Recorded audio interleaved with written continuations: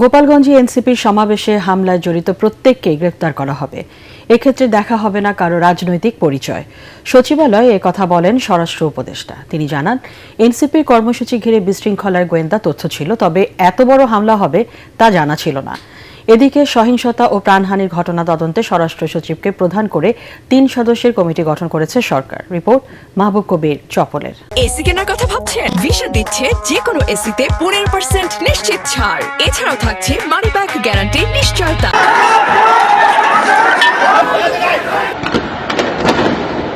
গোপালগঞ্জ এখন talk of the country. বুধবার এনসিপির কর্মসূচিতে আওয়ামী লীগের হামলা, আইনশৃঙ্খলা বাহিনীর সাথে সংঘর্ষে গুলিতে কয়েকজনের মৃত্যু।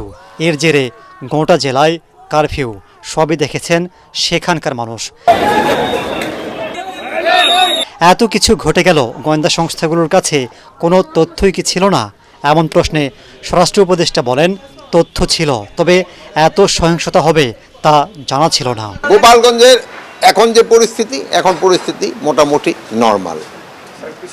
আর গতকালে যেই ঘটনা ঘটছে ওটা তো আপনারা সবাই মিডিয়ায় দেখছেনই।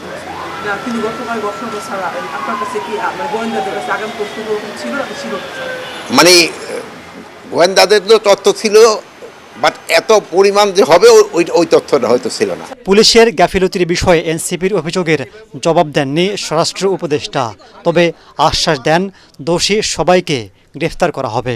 এনসিপির নেতারা যে অভিযোগ করছে আপনাদের উপরে যে আইন শৃঙ্খলা বাহিনী এটা শৃঙ্খলা রাখতে পারেনি, এটা অভিযোগ করছে এনসিপির নেতারাও, এটাকে আপনি কিভাবে এটা ব্যাপারে মানে অনেকে তো আপনিও তো অনেক কিছু বলতে পারেন, যার যার বক্তব্য শেষে দিবে।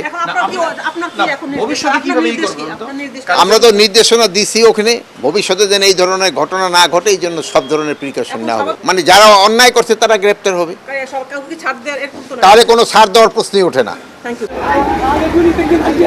গোপালগঞ্জে সহিংসতা ও প্রাণহানির ঘটনা তদন্তে স্বরাষ্ট্র সচিবকে প্রধান করে 3 সদস্যের কমিটি গঠন করেছে সরকার। 2 সপ্তাহের মধ্যে প্রধান উপদেষ্টার কার্যালয়ে তদন্ত প্রতিবেদন দিতে হবে তাদেরকে। গোপালগঞ্জ নিয়ে আজকে ক্যাবিনেটে বিস্তারিত আলোচনা হয় এবং ক্যাবিনেটের আলোচনার পরে আপনারা অলরেডি জেনেছেন যে একটা প্রোব কমিটি করা হয়েছে। তারা পুরো থরলি ইনভেস্টিগেট করবেন, ঘটনাটা কেন হলো, কিভাবে মৃত্যুগুলো হলো, সবগুলোই দেখবেন। তিনি বলেন, তদন্ত রিপোর্টের ভিত্তিতে পরবর্তী ব্যবস্থা নেবে অন্তর্বর্তী সরকার। ভায়োলেন্সটা কারা করলো। মাহবুব কবির চপল, এটিএন বাংলা, ঢাকা। থরলি